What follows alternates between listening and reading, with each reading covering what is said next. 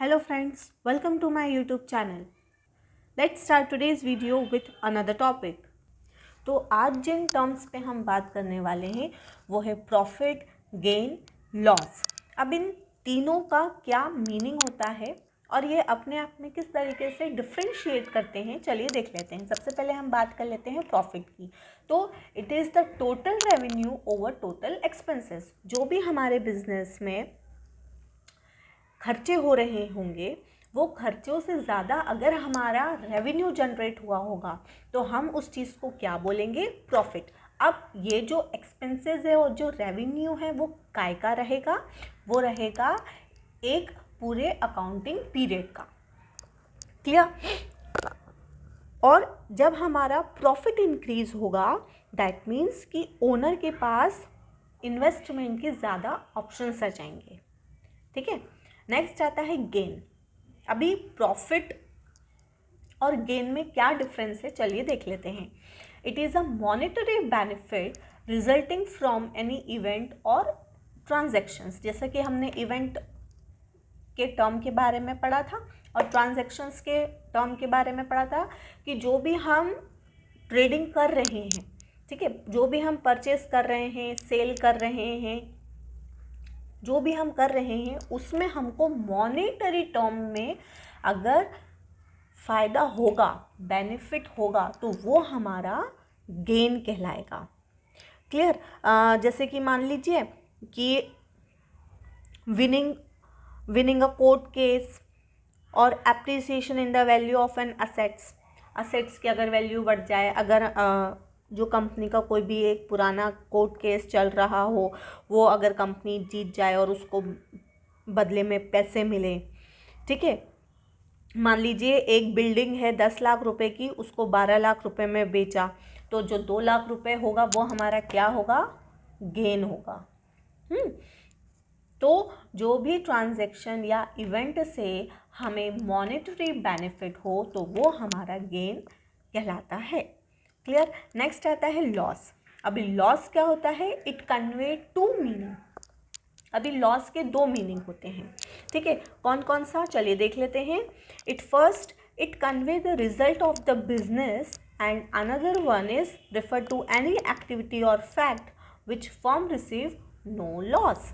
ठीक है. मतलब जो भी बिजनेस हुआ पूरा अकाउंटिंग पीरियड में, हमने at the end of the year देखा तो उसमें हमें पता पड़ा कि हमारे जो एक्सपेंसेस हैं वो हमारे रेवेन्यू से ज़्यादा हैं, तो उस केस में क्या हो गया, लॉस हो गया. तो ये एक टर्म हो गई जिसको हम लॉस की कैटेगरी में डालेंगे. और दूसरा कि पूरे अकाउंटिंग पीरियड में मान लीजिए कोई ऐसा फैक्ट आ जाए, कोई ऐसी एक्टिविटी आ जाए जिस वजह से हमें ना ही प्रॉफिट हुआ हो ना ही लॉस हुआ हो, तो भी वो जो सिचुएशन रहेगी वो भी लॉस की कैटेगरी में आएगी. ठीक है. एग्जाम्पल देख लेते हैं. मान लीजिए कि 2 लाख का रेवेन्यू है और 2,40,000 का लॉस है, तो जो 40,000 है वो हमारा क्या हो गया, लॉस. 2 लाख का रेवेन्यू, ठीक है, और 2,40,000 का हो गया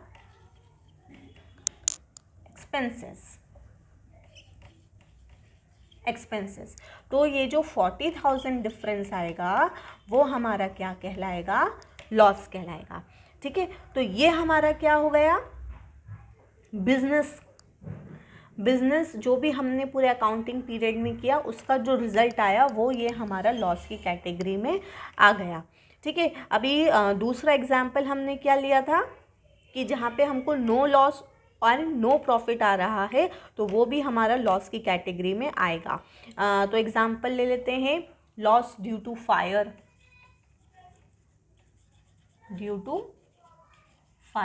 अभी फायर की वजह से जो भी हमें नुकसान हुआ हो, ठीक है, या फिर कोई थेफ्ट आके चोरी कर गया हो, या फिर हम बोल सकते हैं कि एक्सीडेंट हो गया हो, तो ये सारे जो लॉसेस रहेंगे ये क्या हमारे एक्सपेंसेस की कैटेगरी में नहीं आएंगे. They are differ from expenses. क्यों? क्योंकि जो एक्सपेंसेस होते हैं वो रेवेन्यू को जनरेट करने के लिए होते हैं, वहीं पे जो लॉसेस होते हैं वो रेवेन्यू को जनरेट करने के लिए नहीं होते हैं। ठीक है, मान लीजिए कि कोई भी असेट चोर ने चुराया, ठीक है, अब ये जो चोर ने चुराया वो तो नुकसान हो गया ना, लॉस हो गया।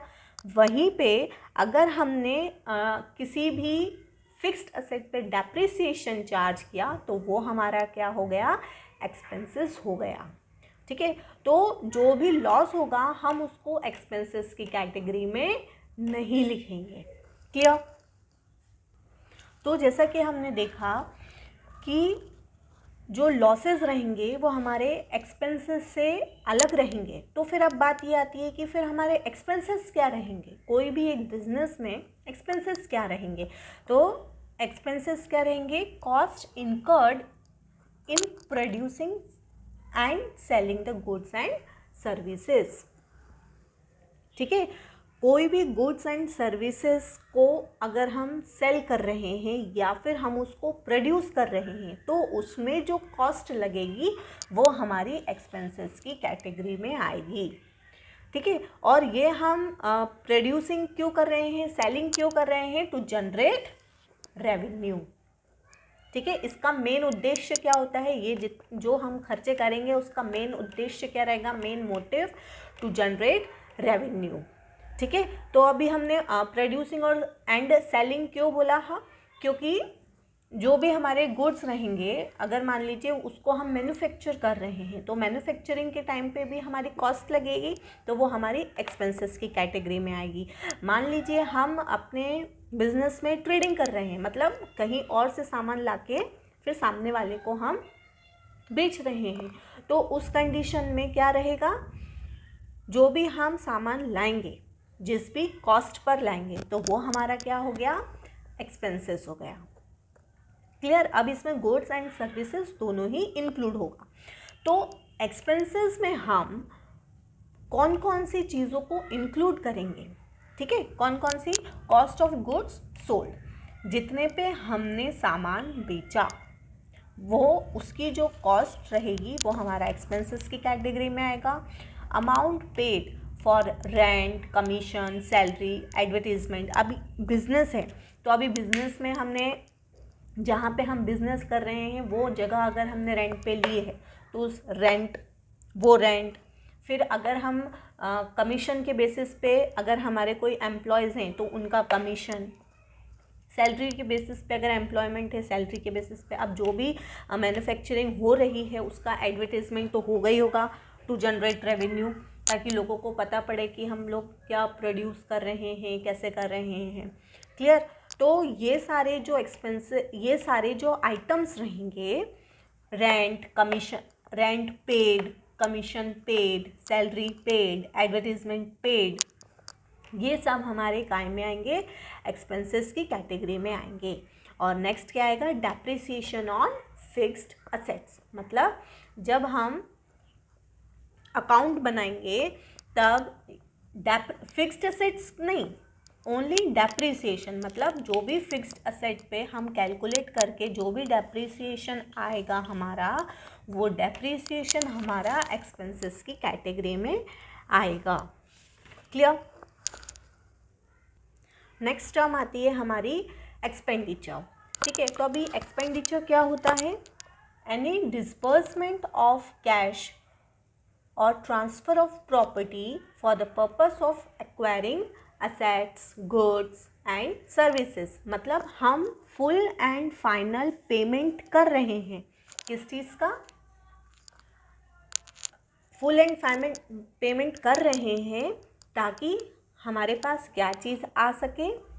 असेट आ सके, या फिर कोई भी गुड्स आ सके, या फिर सर्विसेज आ सके फॉर दी बिजनेस पर्पस। ठीक है, मतलब बिजनेस को बढ़ाने के लिए हमने क्या किया? फुल एंड फाइनल पेमेंट किया। तो वो जो हमारे खर्चे रहेंगे वो हमारा एक्सपेंडिचर की कैटेगरी में आएंगे। ठीक है, अब इसमें दो टाइप के एक्सपेंडिचर्स होंगे, कैपिटल एक्सपेंडिचर और दूसरा रेवेन्यू एक्सपेंडिचर। अभी कैपिटल एक्सपेंडिचर क्या होता है? कैपिटल एक्सपेंडिचर वो एक्सपेंडिचर होता है जिसको किया जाता है ताकि फिक्स्ड असेट्स की वैल्यू को बढ़ाया जा सके। ठीक है, यानी कि सिंपल लैंग्वेज में बोले तो हमारी कैपिटल को बढ़ाने के लिए हम कैपिटल एक्सपेंडिचर करते हैं। मान लीजिए कि हमने अपनी कैपिटल हम कैसे बढ़ा सकते हैं, परचेज करके। क्या परचेज करके? मान लीजिए बिल्डिंग, ठीक है, या फिर प्लांट, ठीक है, या फिर मशीनरी, फर्नीचर। तो इन सब को जब हम परचेस करेंगे तो इस पे जो हमारे खर्चे होंगे वो हमारा एक्सपेंडिचर की कैटेगरी में आएगा। और ये हमारा इसका जो मेन मोटिव है ये खर्चों का, ये एक्सपेंडिचर का क्या है? To increase the capital. ठीक है, और ये जो एक्सपेंसेस रहते हैं वो लॉन्ग पीरियड के लिए रहते हैं। यानी कि अगर हमने बिल्डिंग खरीदी तो बिल्डिंग तो लॉन्ग पीरियड के लिए रहेगी ना, यानी कि आने वाले 10 सालों में, 20 सालों में वो हमको जो बिल्डिंग रेट अभी हमने जिस रेट पे ख़रीदा, आने वाले 10 सालों में उस बिल्डिंग का रेट क्या हो जाएगा? डबल भी हो सकता है, ट्रिपल भी हो सकता है। यानी कि ये क्या है? हमारा लॉन्ग टर्म प्रॉफिट है। प्लांट हो गया, वहीं पे अगर हम फर्नीचर की बात करें तो ये हमारा क्या है? लॉन्ग टर्म बेनिफिट है। इसलिए ये कहाँ पे लिखा जाएगा? असेट्स में। ये कौन सी कैटेगरी में आएगा? असेट्स की कैटेगरी में, क्योंकि ये क्या है? हमारा long term benefit. Clear? Next आता है रेवेन्यू एक्सपेंडिचर। अभी रेवेन्यू एक्सपेंडिचर क्या होता है? जस्ट हम कैपिटल एक्सपेंडिचर का अपोजिट कर देंगे। क्या? कि जो रेवेन्यू एक्सपेंडिचर रहेंगे वो हमें बेनिफिट तो देते हैं लेकिन ओनली 1 अकाउंटिंग पीरियड, और वहीं पे जो कैपिटल एक्सपेंडिचर रहते हैं वो हमें लॉन्ग पीरियड के लिए बेनिफिट देते हैं, that means more than 1 accounting period. इसलिए वो असेट्स हो गए। लेकिन वहीं पे जो हमारे रेवेन्यू एक्सपेंडिचर्स हैं वो सिर्फ 1 अकाउंटिंग पीरियड में ही हमको क्या देंगे? बेनिफिट प्रोवाइड करेंगे। तो क्या हो सकते हैं ये? जैसे कि मान लीजिए सेल ऑफ गुड्स। ठीक है, अभी ये गुड्स को हमने सेल किया तो ये हमारा किस कैटेगरी में आ जाएगा? ये आ जाएगा हमारा रेवेन्यू एक्सपेंडिचर। रेवेन्यू एक्सपेंडिचर में इसलिए आ जाएगा क्योंकि ये जो हमने सेल करा है तो इसको हमने सप्लायर से ख़रीदा होगा या फिर इसकी मैन्युफैक्चरिंग करी होगी, तो वो जो एक्सपेंसेस रहेंगे वो हमारे रेवेन्यू एक्सपेंडिचर्स कहलाएंगे। और ये हमारे काय में आएगा? ये हमारा trading and profit and loss के अकाउंट में डेबिट होगा। ठीक है, क्योंकि ये क्या है? 1 अकाउंटिंग पीरियड के लिए है। और दूसरा ये कि ये हमारी बिजनेस की कैपेसिटी को नहीं बढ़ाता है बल्कि हमारी जो अर्निंग कैपेसिटी है उसको मेंटेन करने में मदद करता है। ठीक है, नेक्स्ट आता है हमारा रेवेन्यू। तो रेवेन्यू क्या है? इसका अकाउंटिंग टर्म में क्या मीनिंग है कि किसी भी सोर्स से, एनी सोर्स, कोई भी सोर्स से हमारा क्या हो रहा है? प्रॉफिट जनरेट हो रहा है, तो हम उसको रेवेन्यू की कैटेगरी में लिखेंगे। वो हो सकता है सेल ऑफ गुड्स, ठीक है, या फिर किसी भी कस्टमर को सर्विस प्रोवाइड करना, कस्टमर सर्विस।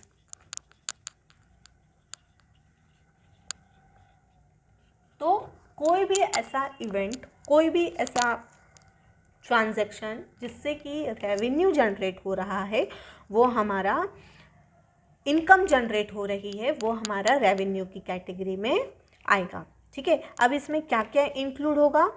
रिसिप्ट ऑफ, जैसे कि हमने एक्सपेंडिचर के टाइम पे देखा था, जब हमने एक्सपेंसेस पढ़े थे तो एक्सपेंसेस के टाइम पे हमने क्या देखा था? Payment of rent, commission, salary, है ना। अब रेवेन्यू के टाइम पे क्या हो गया? ये सब हमको रिसिप्ट हो रहा है, रिसिप्ट ऑफ कमीशन,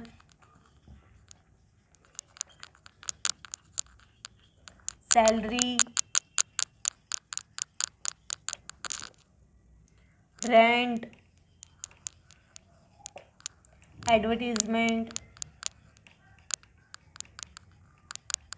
तो रिसिप्ट ऑफ ये सारी चीज़ें ये हमारी कौन सी कैटेगरी में आ जाएगी, रेवेन्यू की कैटेगरी में आ जाएगी। तो कोई भी ऐसा सोर्स, कोई भी ऐसा इवेंट, कोई भी ऐसा ट्रांजैक्शन जिस वजह से हमारी इनकम जनरेट हो रही हो, वो हमारा रेवेन्यू की कैटेगरी में आएगा। इसमें हम क्या क्या चीज़ें ले सकते हैं, receipt of commission, receipt of salary, ठीक, क्लियर। और हम क्या इसमें इंक्लूड कर सकते हैं, रिसीव्ड डिविडेंड, ठीक है, रिसीव्ड इंटरेस्ट,